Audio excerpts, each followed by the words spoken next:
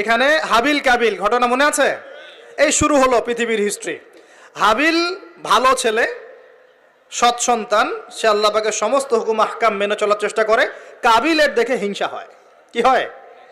প্রথম সমস্যা কি হলো তাহলে? এই হিংসা এখন মুসলিমদের মধ্যে নাই?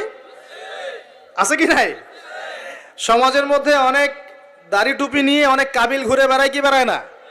দেখতে মনে হয় আমাদেরই মতো, কিন্তু আমরা মানে মরলে মিলাদ দিবে, ভাবটা এরকম। হ্যাঁ, দেখা যায় যদি কোনোদিন কোনো সমস্যা হয় মিষ্টি বিতরণ করা শুরু করবে।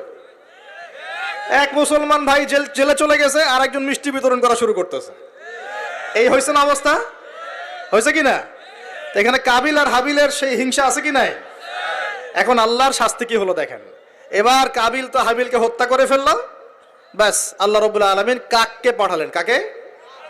কাক এসে ঠোঁট দিয়ে মাটি খুঁড়ে খুঁড়ে খুঁড়ে দেখাচ্ছে কিভাবে হাবিলকে দাফন করবে। বেচারা কাবিলের জানা নাই কিভাবে ভাইকে এখন দাফন করব। ওই কাকের কাছ থেকে শিখতে হলো যে কিভাবে মৃত ভাইকে দাফন করতে হয়। সুবহানাল্লাহ। এখন দেখেন ওই কাক খুব প্রাচীন প্রাণী, কিন্তু কাক হচ্ছে একটা প্রাচীন সৃষ্টি আল্লাহ পাকের। আল্লাহ কাককে পাঠিয়ে দিয়েছেন, দিয়ে মাটি খুঁড়ে দেখিয়েছেন যে দেখো এইভাবে কি করতে হয়, দাফন করতে হয়। একটা কাক যদি মারেন দেখবেন পুরো এলাকার কাক এসে জড়ো হয়ে গেছে। দেখছেন? কাক কিন্তু ইতিহাসের প্রথম খুনাখুনির সাক্ষী কাক। বুঝতে পারছেন না মনে হয়? মানব সৃষ্টির ইতিহাসের প্রথম যে খুনাখুনি, ভাইয়ে ভাইয়ে যে মারামারি, এই খুনাখুনির প্রথম সাক্ষীকে কাক। চিন্তা করেন। আল্লাহ আমাদেরকে প্রকৃতি থেকে শেখার তৌফিক দান করুন। কাক নিজের ভাইয়ের গোশত খায় না? খায়। এখন মুসলমানের গোশত খায়। এক মুসলমান বিপদে পড়লে অন্যটা মিষ্টি বিতরণ করা শুরু করে। কিভাবে তার মানহানি করবে, কিভাবে তাকে অপমান করবে, কিভাবে তার বিরুদ্ধে ষড়যন্ত্র করবে, কিভাবে তাকে ফাঁসাই দিবে, এই চিন্তাই অলওয়েজ মাথায় ঘোরাফেরা করতেছে। হাবিল কাবিলের কারণে প্রথম এই যে হাবিল কাবিলের ঘটনার প্রেক্ষিতে আল্লাহ পাক কি করেছেন শোনেন। আল্লাহ রাব্বুল আলামিন তার নবীর মাধ্যমে আমাদেরকে জানিয়েছেন। হাদিসটা শোনেন, খুবই মারাত্মক হাদিস। নবীজি বলেছেন, এই পৃথিবীতে প্রথম হত্যাকাণ্ড সংঘটিত করেছে কাবিল। কে? সে একজন নবীর সন্তান না? নবীর ছেলে হয়েও। নবীজি বলছেন সাল্লাল্লাহু আলাইহি ওয়াসাল্লাম, এই পৃথিবীতে যত মানুষ খুন হবে, খুন হয় না মানুষ, যত মানুষ খুন হবে, এই সমস্ত খুনের পাপের একটা অংশ কাবিলের আমল নামায় যোগ করা হবে। বলে নাউজুবিল্লাহ। এটাকে বলে গুনাহে জারিয়া। কি বলে?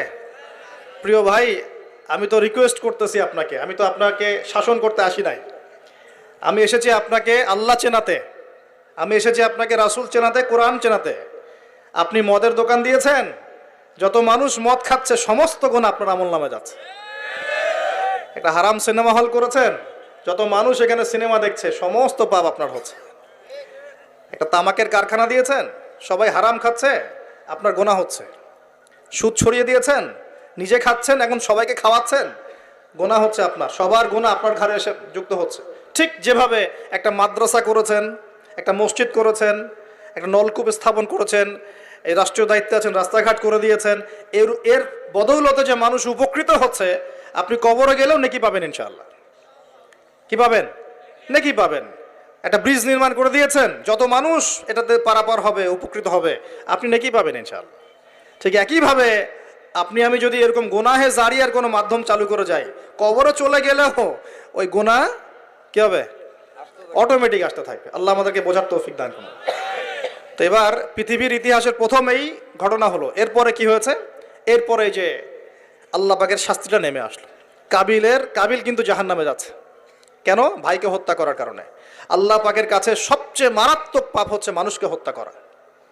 শিরকের পর, কুফরির পর মারাত্মক পাপ হচ্ছে মানুষকে হত্যা করা। আল্লাহ রাব্বুল আলামিন তার নবীর মাধ্যমে জানিয়েছেন, একজন ব্যক্তি যদি লা ইলাহা ইল্লাল্লাহ বলতে পারে, এই একজন মুসলিম যে লা ইলাহা ইল্লাল্লাহ বলে, সে বেঁচে থাকা পর্যন্ত আল্লাহ পাক কিয়ামত দিবে না ইনশাআল্লাহ। একজন মুসলমানের কত দাম চিন্তা করেন, কত দাম! আল্লাহু আকবার। তো এখানে একজন মুসলিমকে হত্যা করলো কে? কাবিল। কাবিলের আমল নামায় সব পাপ যেটা থাকলো, তার মানে আল্লাহর আযাব আসার প্রথম কারণ কি হলো? হিংসা। কি কারণ? অতএব হিংসা করতে থাকলে আল্লাহর শাস্তি কি হবে? আসবে। আরেকটা কারণ ছিল, আগে শয়তানের অনুসরণ করেছিলেন বলে আমাদের পিতাকে নামিয়ে দেওয়া হয়েছে। নামিয়ে দেওয়া হয়নি? শয়তান ওয়াসওয়াসা দিয়েছে, গাছের কাছে চলে গিয়েছেন, ফল খেয়ে ফেলেছেন, এই পরীক্ষায় আমরা এখন পড়ে গেছি। এতে কিন্তু তার কোনো দোষ নাই, কারণ কি এটা ছিল তাকদিরের লিখন। এটা কি ছিল? তাকদির আগে থেকে লেখা ছিল যে আল্লাহ পাক পৃথিবী সৃষ্টি করবেন এবং এখানে মানুষকে পাঠাবেন। এটা আল্লাহ পাকের আগেই পরিকল্পনা ছিল। এটা ছিল একটা পরীক্ষা, এই দুনিয়ার জীবনটা পরীক্ষা। এরপর আরো সামনে যান, এবার আসেন নূহ আলাইহিস সালাম, নাম মনে আছে? 950 বছর তার কওমকে দাওয়াত দিয়েছেন। কত বছর ভাই? একটু চিন্তা করেন তো, চোখ বন্ধ করে 950 বছর কতদিন হতে পারে? 950 বছর মানে প্রায় 1000 বছর। প্রায় 1000 বছর তিনি তার কওমকে দাওয়াত দিয়েছেন। কিভাবে? আমাদের মতো ওয়াজ মাহফিল না, দাওয়াত দিয়েছেন। তিনি বলছেন ইন্নী দাআউতু কওমি লাইলা ওয়া নাহারা, আল্লাহ আমি আমার কওমকে দাওয়াত দিয়েছি দিন রাত 24 ঘন্টা। এটা সূরা নূহের মধ্যেই আছে, দেখবেন পড়ে। ওয়ালাম ইয়াজিদহুম দুআই ইল্লা ফিরারা, আমার দাওয়াত শুনে এরা খালি পালিয়ে গেছে আমার থেকে, কাছে আসে নাই, খালি পালিয়ে গেছে। কান বন্ধ করে ফেলতো, কাপড় দিয়ে মাথা ঢেকে ফেলতো, আর আমাকে বলতো পাগল। কি বলতো? পাগল। নূহ আলাইহিস সালামকে আল্লাহ পাক তারপরে বললেন তুমি একটা কাজ করো, তুমি নৌকা নির্মাণ করো। কি করো? এই যে নৌযান নির্মাণ করা, এই সারা পৃথিবীর বাণিজ্য বন্ধ হয়ে যাবে যদি নৌযান না থাকে। জানেন, এই যে এক্সপোর্ট ইম্পোর্ট শিপিং সব বন্ধ হয়ে যাবে কিভাবে? যদি নৌযান না থাকে। আর এই নৌযান সর্বপ্রথম কে সৃষ্টি করেছে? আর এখন আমাদেরকে বলে যে ইসলাম হচ্ছে সেকেলে, না? এরা প্রযুক্তি খুব উন্নয়ন। নূহ আলাইহিস সালাম সর্বপ্রথম মানুষ যিনি এই পৃথিবীর মধ্যে নৌযান নির্মাণ করেছেন। বলে সুবহানাল্লাহ। সভ্যতা শুরু হয়েছে নবীদের হাতে। সভ্যতা কি হয়েছে? নবীদের হাতে শুরু হয়েছে, আর শেষও হবে নবীদের হাতে ইনশাআল্লাহ। এখন নূহ আলাইহিস সালাম 950 বছর দাওয়াত দিয়ে কি ফলাফল হলো? 40টা বা 80টা পরিবার ইসলাম কবুল করেছে। কতটা? এখানেই তো আপনারা মাশাআল্লাহ হাজারা মানুষ বসে আছেন, কথা শুনছেন, সৌভাগ্যের বিষয়। সারা জীবন দাওয়াত দিয়ে 40 বা 80টা ফ্যামিলি। আল্লাহ পাক বললেন নৌযান নির্মাণ করো, আমার আযাব আসতেছে। কি আসতেছে? আযাব আসতেছে। কেন আযাব? কারণ এই মানুষগুলো, নূহ আলাইহিস সালামের কওমের লোকগুলো একটা মহাপাপ করেছিল। তারা ওয়াদ্দা, ইয়াগুস, ইয়াউক, নাসর এরকম কিছু মূর্তি বানিয়ে নিয়েছিল, এবং এই স্ট্যাচুগুলো তারা ওয়ার্শিপ করত, উপাসনা করত। এমনি এমনি উপাসনা করতো না, আপনাকে বুঝাচ্ছি। প্রথম যে প্রজন্মটা ছিল ওদের, ওই প্রজন্মকে শয়তান ওয়াসওয়াসা দিয়েছে কি যে এই ওয়াদ্দা, ইয়াগুস, ইয়াউক, নাসর এই যে নামগুলো সূরা নূহে আছে, এই ব্যক্তিরা ছিল খুব পুণ্যবান সৎ ব্যক্তি, তারা খুব ভালো আল্লাহওয়ালা ছিল, আল্লাহর ওলি ছিল। শয়তান ওয়াসওয়াসা দিয়েছে তোমরা এই তাদের মূর্তি নির্মাণ করে মসজিদের বাইরে রেখে দিবে। মসজিদের কোথায়? বাইরে। যাওয়া আসার সময় ওদেরকে দেখলে একটা মানে উৎসাহ আসবে যে আমরাও তাদের মতো হই। শয়তান এইভাবে নেক্সট শুরুতে ধোকা দিয়েছে। ওই জেনারেশন এই কাজটাই করেছে। এরপর আরও 100-200 বছর চলে গেছে, শয়তান এবার পরের জেনারেশনকে ওয়াসওয়াসা দিয়েছে। আরে তারা তো অনেক বড় বড় মানুষ ছিলেন, এখন মসজিদের বাইরে না, ওদেরকে ভিতরে ঢুকাও। এবার তারা ওই মূর্তিগুলো সব ভিতরে ঢুকানো শুরু করেছে। এগুলো হিস্ট্রি পড়ে দেখেন, তাফসির আছে, জালালাইন পড়ে দেখেন, ইবনে কাসির পড়ে দেখেন। তো এবার তারা ঢুকালো ভিতরে, সেজদা করছে না কিন্তু মূর্তিতে, তারা খালি রেখে দিয়েছে ভিতরে যে তাদেরকে দেখবো, দেখে আমার ইবাদতে মনোযোগ আসবে। উদ্দেশ্য কিন্তু ভালো, উদ্দেশ্য কি ভালো। এবার এই প্রজন্ম যখন চলে গেল, পরের প্রজন্মকে শয়তান বলছে আরে তারা আল্লাহর ওলি ছিল, তাদের কাছে চাইলেই পাওয়া যাবে। এবার সরাসরি সেজদা শুরু হলো মূর্তিতে। এইভাবে গ্র্যাজুয়ালি আস্তে আস্তে আস্তে আস্তে শয়তান প্রথম মূর্তি পূজা চালু করেছে বিশ্বের মধ্যে। বুঝলেন কিভাবে? নেক্সট শুরুতেই ধোকা দিয়েছে শয়তান। আমরাও এখন মুসলমানরাও সুবহানাল্লাহ, আমরাও এখন এগুলোর পিছনে পড়ে যাচ্ছি, পড়ছি না? সবার ঘরে ঘরে ছবি মূর্তি এখন, সুবহানাল্লাহ। আর এই যে আমাদের সেলফি সংস্কৃতি, এটাও তো একটা মূর্তির অংশ হয়ে যাচ্ছে। প্রয়োজনীয় ছবি তোলা যায়, অপ্রয়োজনীয় ছবি তোলার কি দরকার আছে? মুসলিমরা কি করবে? আসসালামু আলাইকুম রহমতুল্লাহ, ওয়ালাইকুম আসসালাম রহমতুল্লাহ, মুসাফা করবে। মুসাফা থেকে ফারেক হওয়ার আগেই গোনা সব ঝরে পড়ে গেছে। এইটা সুন্নত। ভাই তাকান, দুই তাকান, ভাই হুজুর তাকান, কি দরকার আছে এগুলার? প্রয়োজন নাই। আর এগুলো আমাদের পরকালে বাঁচাবে না। পরকালে বাঁচাবে? যে নবীর যত সুন্নত অনুসরণ করবে সে নবীর তত কাছে থাকবে ইনশাআল্লাহ। তো দেখেন নূহ আলাইহিস সালামের সবচেয়ে বড় পাপ কি ছিল? ওই কওমের, নূহ আলাইহিস সালামের কওমের সবচেয়ে বড় পাপ কি ছিল? শিরকের পাপ। কিসের পাপ? শিরক আর কুফর। এর ফলে আল্লাহ পাক কি করলেন দেখেন। এরপর আল্লাহ পাক বলছেন তুমি সবগুলোকে একজোড়া করে উঠাও নৌকায়। এখন যত এই যে প্রজাতির গাছপালা দেখছেন, পশু পাখি দেখছেন, সব একজোড়া একজোড়া করে তিনি উঠালেন। কোথায়? তাহলে চিন্তা করেন নৌকাটা কত বড় ছিল। বিশাল, আল্লাহু আকবার। সব একজোড়া করে উঠালেন। এরপর আল্লাহ রাব্বুল আলামিন বলছেন যে ওয়াফারাত নূর, একদম মাটি ফেটে থলথল করে পানি বের হওয়া শুরু হলো, আসমান থেকে প্রবল বৃষ্টি বর্ষণ শুরু হলো। আল্লাহ সূরা হুদের মধ্যে বলছেন যে বৃষ্টির ফলে স্রোতগুলো এত উঁচু ছিল যে পাহাড়ের উপর দিয়ে উঠে যাচ্ছিল স্রোতগুলো, পাহাড়ের উপর দিয়ে পানির স্রোত যাচ্ছে। আর এই সময় নূহ আলাইহিস সালামের এক ছেলে, তার 4 ছেলে ছিল। কয় ছেলে? এক ছেলের নাম হচ্ছে হাম। হামের বংশধর হচ্ছে এই যে আফ্রিকান মানুষরা, কালো চামড়ার মানুষরা হামের বংশধর।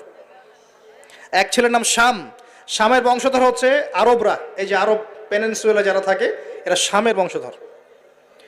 এক ছেলের নাম ইয়াফাস। ইয়াফাস হচ্ছে ইউরোপিয়ান যারা, পশ্চিমারা, এরা ইয়াফাসের বংশধর, রোমানরা। আরেক ছেলের নাম হচ্ছে কেনান। কি নাম? এই কেনান ওই পাহাড়ে উঠে বলছে যে পাহাড় আমাকে বাঁচাবে। কে বাঁচাবে? পাহাড়। আমার দরকার নেই ওঠার, তুমি যাও গা, পাহাড় আমাকে বাঁচাবে। নূহ আলাইহিস সালাম বলছেন যে আল্লাহ, আমার ছেলে, আমার আহাল, বাঁচাও তাকে। আল্লাহ পাক বলছেন এরপর বিশাল এক ঢেউ আসলো, বাবা আর ছেলের মাঝখানে আড়াল করে ফেললো, শেষ নাই, সন্তানের সাথে আর দেখা নাই। নূহ আলাইহিস সালাম কান্নাকাটি করে বলছেন আল্লাহ ইন্নাহু মিন আহলি, আমার ছেলে আমার পরিবারের একজন, আল্লাহকে মাফ করে দাও। আল্লাহ পাক ধমক দিয়ে বলছেন লাইসা মিন আহলিক, সে তোমার পরিবারের কেউ না, সে তোমার পরিবারের। আল্লাহর কাছে এইসব বংশ, রক্ত, রং, এইসবের কোনো দাম নাই। কিসের দাম আছে? তাকওয়া, ইমানের দাম আছে। নবীর সন্তান হয়েও যদি ইমানদার না হয় আল্লাহ পাক জাহান্নামে দিয়ে দিবেন, কোনো কিছু যায় আসে না আল্লাহ পাকে। আলেমের সন্তান হয়েছেন, এত গর্ব কিসের? নিজের আমল, আকীদা, ইমান আগে ঠিক করতে হবে। অমুক বক্তার ছেলে, অমুক আলেমের ছেলে, অমুক পীর সাহেবের জাদা, এগুলো দিয়ে পরকালে পার পাওয়া যাবে? নিজের ইমান আমল ঠিক করতে হবে। নবীর সন্তান পার পাচ্ছে না, বলছে লাইসা মিন আহলিক, সে তোমার পরিবারের কেউ না। আল্লাহ বলছেন লাইসা মিন আহলিক, সে তোমার পরিবারের কেউ না। আল্লাহ পাক কোনো দয়াই করলেন না এখানে। কুফরের মধ্যে ছিল, ইমান ছিল না, শিরক করেছে আমার সাথে, কিসের দয়া, কিসের খাতির? তো প্রিয় ভাইরা, এখান থেকে শিখলাম কি, যে নূহ আলাইহিস সালামের যুগে আযাব কি কারণে আসছে? শিরকের কারণে। আগে শিখলাম, প্রথমে মনে রাখবেন, 1 নম্বর শিখেছি শয়তানের তাবেদারি করার কারণে শাস্তি এসেছে, পরীক্ষা এসেছে, 1। 2 নম্বর হচ্ছে হিংসা, হিংসা বিদ্বেষের কারণে কি হয়েছে? আল্লাহ পাকের শাস্তি চলে আসছে। 3 নম্বর, এই যে শিরকের পাপের কারণে কি হয়েছে? আল্লাহর শাস্তি, গজব চলে আসে। আরো সামনে যান, আমি একটু শর্টে শেষ করবো ইনশাল্লাহ। আরো সামনে যান, এবার আসছে আদ জাতি। কি নাম? আদ জাতির লোকেরা অনেক লম্বা চওড়া, এক একজনের দেহের এমন কাঠামো যে পাহাড় কেটে কেটে বাড়ি নির্মাণ করতে পারে। আমরা তো এখন ছোট না সাইজে, এখন এগুলো মানুষের কাছে মনে হয় যে রূপকথা, আসলে রূপকথা নয় এগুলা। কোরআন বলেছে ওরা এমন শক্তিশালী ছিল, তারা বলতো মান আশাদ্দু মিন্না কুওয়া, কে আছে আমাদের চেয়ে বড় শক্তিশালী। এবার হুদ আলাইহিস সালামকে পাঠানো হলো এদের মধ্যে হেদায়েতের বাণী নিয়ে। তো হুদ আলাইহিস সালাম দাওয়াতি কাজ করলেন, অল্প কিছু মানুষ ইমানদার হলো, বাকিরা কাফের থেকে গেল। আর যারা কাফের থাকলো তারা বলল যে নিয়ে আসো আল্লাহর আযাব দেখি, কত বড় আযাব আনতে পারো, আনো দেখি।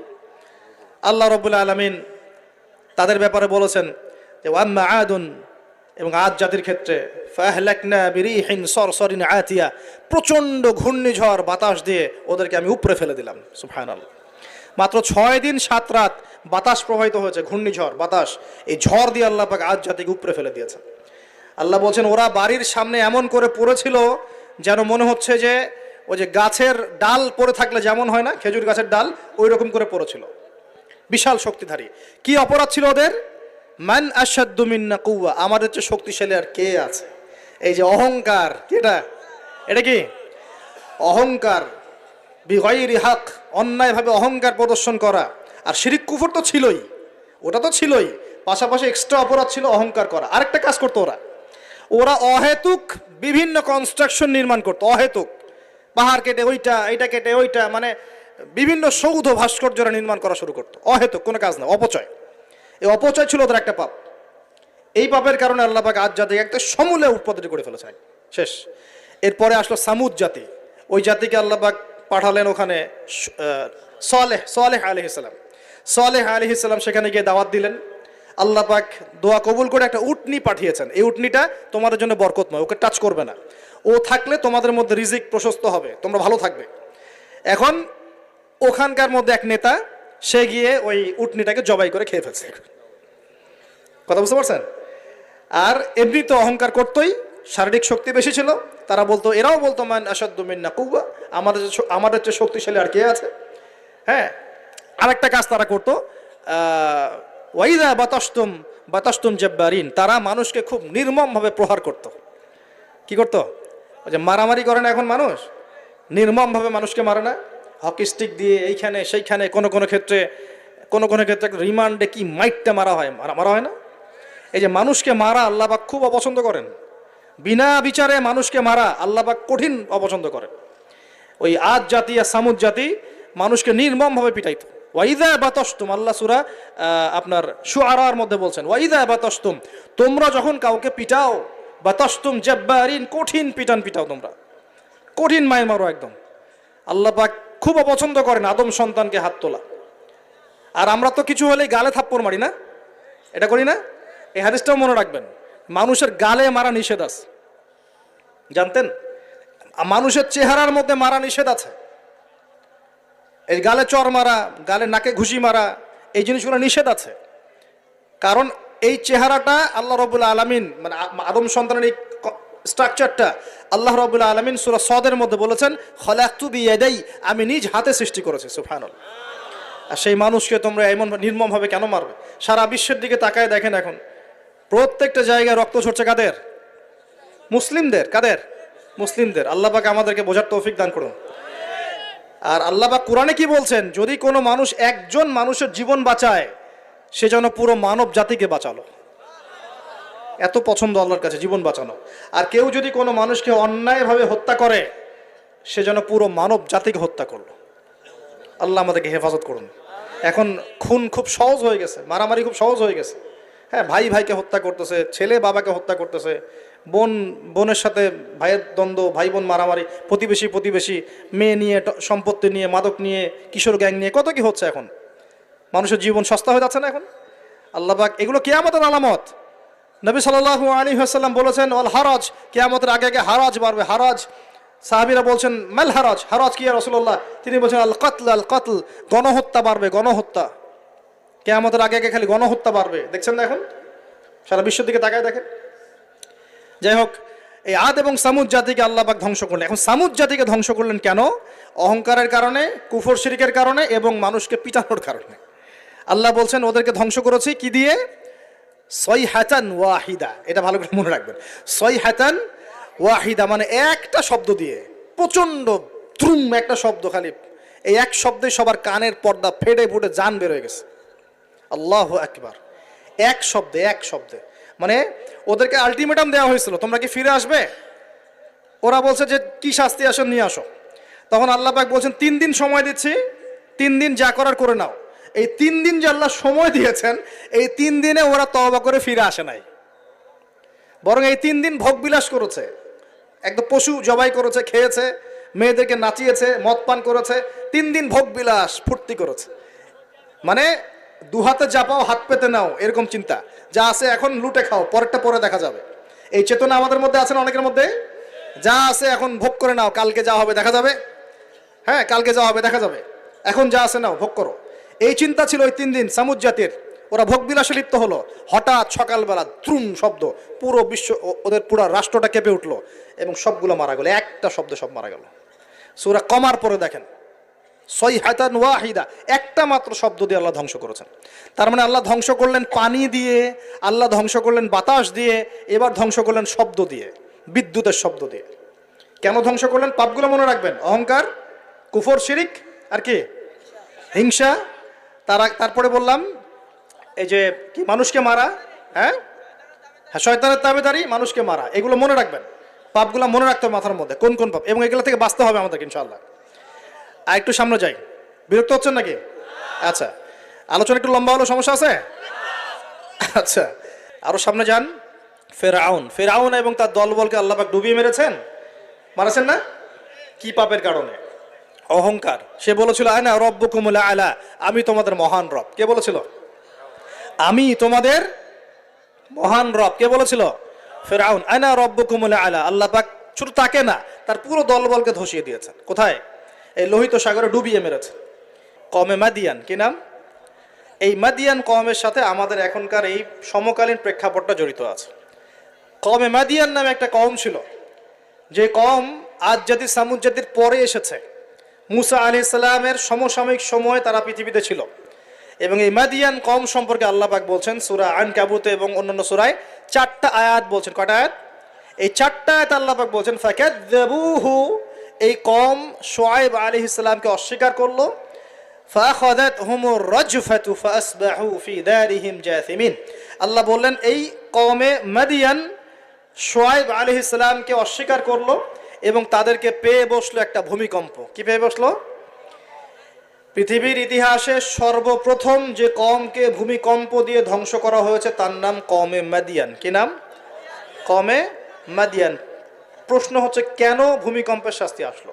উত্তর, আল্লাহ পাক ওদের কয়েকটা পাপ বলছেন। এক নাম্বার আল্লাহ ওদেরকে বলছেন ওয়াজিনু বিল কিসতাসিল মুস্তাকিম, তোমরা ওজনে সঠিকভাবে মাপ দিবে। কওমে মাদিয়ান এই মাপে কম দেওয়ার একটা পাপের কারণে ভূমিকম্পের শাস্তি এসেছে। কোরআন কথা বলছে। এই সমস্যা সমাজে আছে কি নাই? আচ্ছা, আরো বলছে ওয়ালা তাবখাসুন নাস আশিয়াআহুম, তোমরা মানুষের সম্পদ অন্যায়ভাবে 2 নাম্বারি করে ভোগ করিও না। এই 2 নাম্বারি করে অন্যের সম্পদ ভোগ করার এই পাপটা সমাজে এখন আছে কি নাই?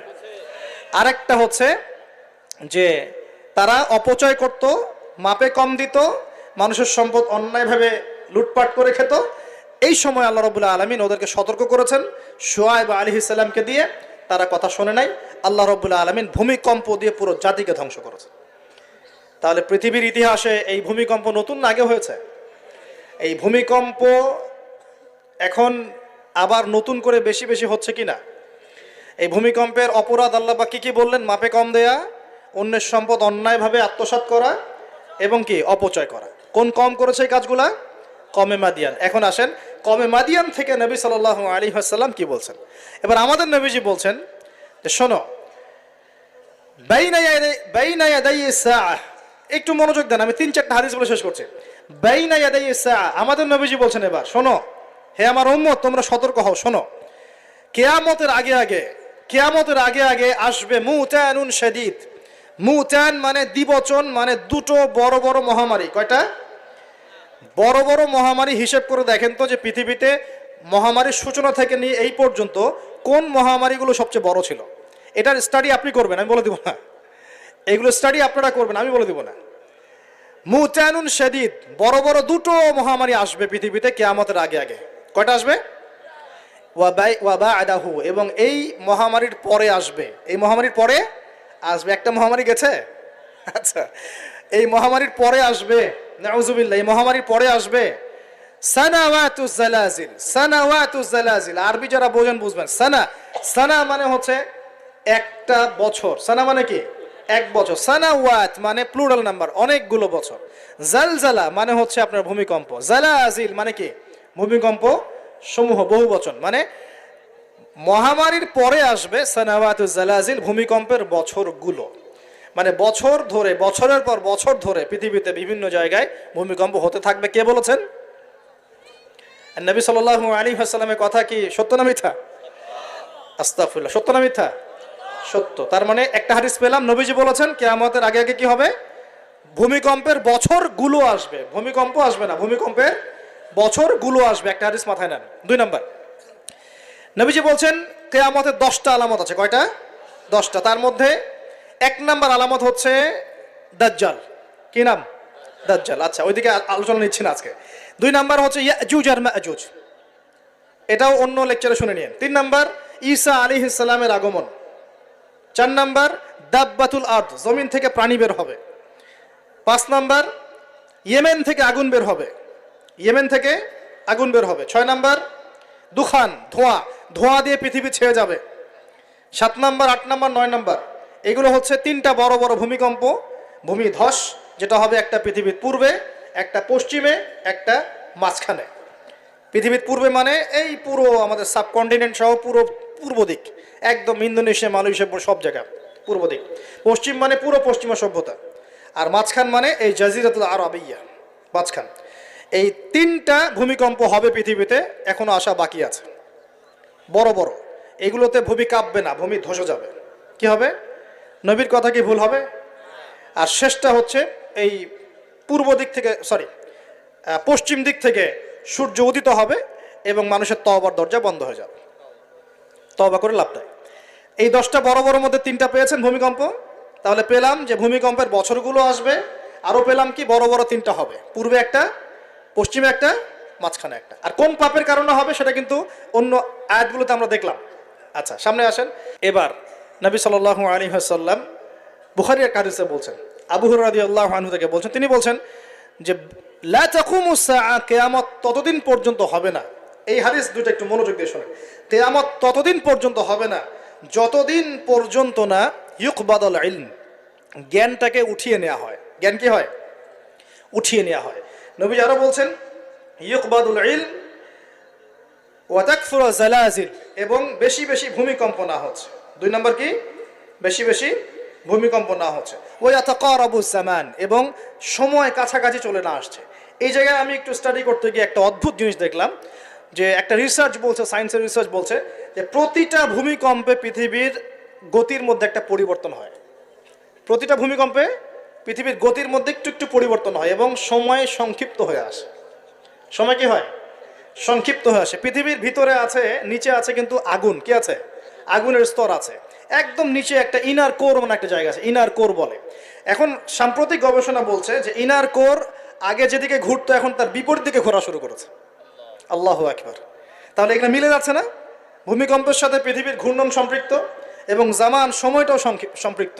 তো নবী যেটাই বলছেন যে ওয়া তাকসুরু জালাজিল, বেশি বেশি ভূমিকম্প হবে, ওয়া ইয়াতাকারাবা জামান, এবং সময় কাছাকাছি চলে আসবে। অন্য হাদিসে আসছে বছর যাবে মাসের মতো, মাস যাবে সপ্তাহের মতো, সপ্তাহ যাবে দিনের মতো।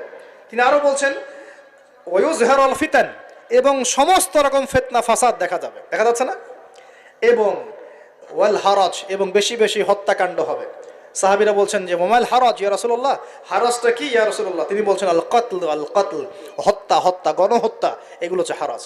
এবং তোমাদের ধন সম্পদ বাড়তে থাকবে, ফায়াফিদু, ধন সম্পদ উপচে পড়বে। এখন এখানেও পেলাম যে ভূমিকম্প কিয়ামতের অন্যতম কি আলামত। আরেকটা হাদিসে নবীজি বলছেন, আর 2টো হাদিস বাকি আছে আজকের মতো। নবীজি বলছেন, এই হাদিসটা আসছে ইবনে মাজাহ, এটার হাদিস নাম্বার 4020 নম্বর হাদিস। নবীজি বলছেন যে লা ইয়াশরাবান্না আন-নাস মিন উম্মতি আল খামর, আমার উম্মতের, ভালো করে শোনেন যুবকরা, ভালো করে শোনো, আমার উম্মতের মানুষ, এক শ্রেণীর মানুষ মাদক দ্রব্য পান করবে। কি পান করবে? নবীজি বলছেন আমার উম্মতের একটা অংশের মানুষ মাদক দ্রব্য পান করবে, ওয়া ইউসাম্মুনাহা বিগাইরি ইসমিহা, কিন্তু মাদক দ্রব্যের নাম পরিবর্তন করে অন্য নাম দেয়া শুরু করবে। বুঝতে পারলাম? এখন কে বলে মাদক? আমরা বলি এখন হুইস্কি, রাম, আর কি ভাই, ইয়াবা, হ্যাঁ, কত নাম বের হয়েছে। নবীজি বলছেন ওই মানুষগুলো যারা মাদকদ্রব্য পান করে নাম ভিন্ন দিবে, তাদের কানের পাশে বাদ্যযন্ত্র বাজবে। এখন কানের পাশে বাদ্যযন্ত্র বাজে কিভাবে? তোমার ব্লুটুথ আর ইয়ারফোন দিয়ে। বুঝতে পারো নাই মনে হয়? এইভাবে শব্দ আসলো কিভাবে হাদিসের মধ্যে? নবীজি এভাবে শব্দ প্রয়োগ করলেন কেন? যে ওয়ায়ুযাফু আলা রুউসিহিম বিল মাআজিফ, তাদের মাথার পাশে, কানের পাশে বাদ্যযন্ত্র কেমন করে বাজবে? তোমার কানের ভিতরে ঢুকানো আছে বাদ্যযন্ত্র, আছে না? এই যে এটা এই জামানার সাথে সম্পৃক্ত। ওয়াল মুগান্নিয়াত মানে হচ্ছে ওই যে গায়িকা, নর্তকী, এবং তারা গায়িকা নর্তকীদেরকে নিয়ে সময় কাটাবে। আল্লাহ পাক তাদেরকে শাস্তি দিবেন কিভাবে? ইয়াখসিফুল্লাহু বিহিমুল আরদ, নাউযুবিল্লাহ। আল্লাহ পাক ওই মানুষগুলোকে সহ জমিনটাকে ধসিয়ে দিবে একেবারে। কি কি পাপের কারণে? মাদক দ্রব্য খাওয়া এবং তার নাম ভিন্ন করে হালাল করে খাওয়া, আস্তাগফিরুল্লাহ। 2 নম্বর হচ্ছে বাদ্যযন্ত্র, কি কানের পাশে বাদ্যযন্ত্র প্লে করা। আর মুগান্নিয়াত মানে হচ্ছে নর্তকী, গায়িকাদেরকে নাচানো। আল্লাহ পাক একটা শাস্তি দিবেন, ওদেরকে সহ ভূমি ধসিয়ে দিবেন। আরেকটা শাস্তি আছে, ওয়ায়াজআলুল্লাহু মিনহুমুল কিরাদাতা ওয়াল খানাজির, আল্লাহ রাব্বুল আলামিন ওই মানুষগুলোকে বানর আর শুয়োর বানিয়ে দিবে। নাউযুবিল্লাহ। এগুলো কি মিথ্যা না সত্য? সাদাকাল্লাহুল আযীম ওয়া সাদাকা রাসূলুহুল কারীম। আল্লাহ পাক সত্য বলেছেন, তার রাসূল সত্য বলেছেন। সর্বশেষ হাদিস, আজকের মাহফিলের সর্বশেষ হাদিস, এবং এই হাদিস থেকে আমরা বুঝতে পারবো কি কি পাপ আমাদের করা যাবে না আর কি কি পাপ করলেই শাস্তিটা আসবে। হাদিসটা হচ্ছে আন আবি হুরায়রা রাদিয়াল্লাহু আনহু قال قال رسول الله صلى الله عليه وسلم إذا اتخذ الفيء دولا ভালো করে শুনেন নবী সাল্লাল্লাহু আলাইহি ওয়াসাল্লাম বলেছেন যখন গনিমতের মাল বা রাষ্ট্রীয় সম্পদগুলোকে ব্যক্তিগত মাল মনে করা হবে এক নাম্বার কি যখন গনিমতের মাল বা রাষ্ট্রীয় যুদ্ধলব্ধ সম্পদগুলোকে নিজের মনে করা হবে ওয়াল আমানাতু মাগনামান এবং আমানত রাখা হলে সেটাকে কি মনে করা হবে গনিমত আমানত রাখা হলে গনিমত মনে করে খেয়ে ফেলবে আর কি মানে লুট করে খাবে ওয়াজ যাকাতু মাগরামান এবং যাকাত এই যাকাতের বিধানটাকে খুব বোঝা মনে করা হবে যাকাত খুব বার্ডেন খুব বোঝা 3 নাম্বার 4 ওয়া তুউল্লিমা লিগাইরি দ্বীন দ্বীনের জ্ঞান বিবর্জিত শিক্ষা চালু করা হবে সুবহানাল্লাহ মিলতেছে কি না দ্বীনি জ্ঞান বিবর্জিত ধর্ম বিবর্জিত শিক্ষার প্রচলন হবে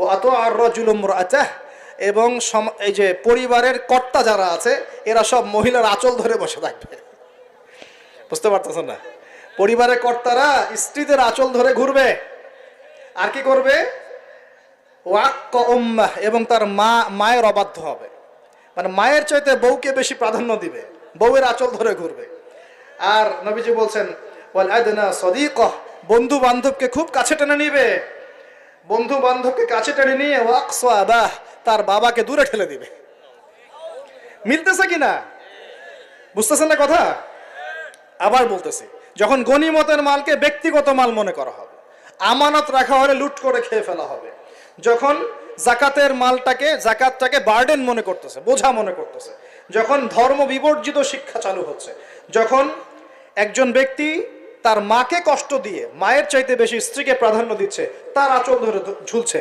আর যখন এই ছেলেপেলেগুলো বন্ধুকে কাছে টেনে নিচ্ছে বাবাকে দূরে ঠেলে দিচ্ছে আর কি হচ্ছে ওয়াজহারাতিল আসওয়াতু ফিল মাসাজিদ সুবহানাল্লাহ যখন মসজিদের মধ্যে শোরগোল হট্টগোল বেড়ে যাচ্ছে কি হচ্ছে না যখন মসজিদের মধ্যে শোরগোল হট্টগোল বেড়ে যাবে এবার রাগ করেন না এটা হাদিসে আছে আমি বলছি অনুবাদ করছি ওয়াসাদা কবিলাতা ফাসিকুহুম এবং কোন কোন কবিলা মানে গোত্র বা সমাজের নেতৃত্ব দিবে ওদের মধ্যে সবচেয়ে ফাসিক ব্যক্তি সবচেয়ে পাপাচারী ব্যক্তি এটা নবীজি বলছেন আর তিনি বলছেন ওয়াকানা যাঈমুল কওমি আরযালাহুম এবং সমাজের সবচেয়ে নিম্ন শ্রেণীর মানুষকে সমাজের কর্ণধার করা হবে তিনি আরো বলছেন ওয়াকরিমার রাজুলু মাখাফাতা শাররিহ কোন মানুষকে সম্মান করা হবে তার ভয়ে কিসে ভয়ের চোটে সম্মান করা হবে সম্মান মন থেকে আসবে না ভয়ের চোটে সম্মান করা হবে আরো বলছেন ওয়াজহরাতিল কায়নাত ওয়াল মাআজিফ একটু আগে বললাম ওয়াজহরাতিল কায়নাত মানে বেশি বেশি নর্তকী আর বাদ্যযন্ত্র দেখা যাবে এবং ওয়াশুরিবাতিল খুমর এবং যখন মাদক দ্রব্য সমূহ পান করা হবে এই কাজগুলো যখন হবে তখন তোমরা শুনে রাখো একটা আছে ওয়ালা'না আখির হাযিহি উম্মতি উলাহা উম্মতের শেষের দিকের মানুষরা পূর্ববর্তী থেকে গালি দেওয়া শুরু করবে এই শেষ জামানার মানুষগুলো সোনালী যুগের মানুষদেরকে গালি দেওয়া শুরু করবে এটা করতেছে না মানুষ এখন আচ্ছা এই কাজগুলো যখন হবে তখন শোনো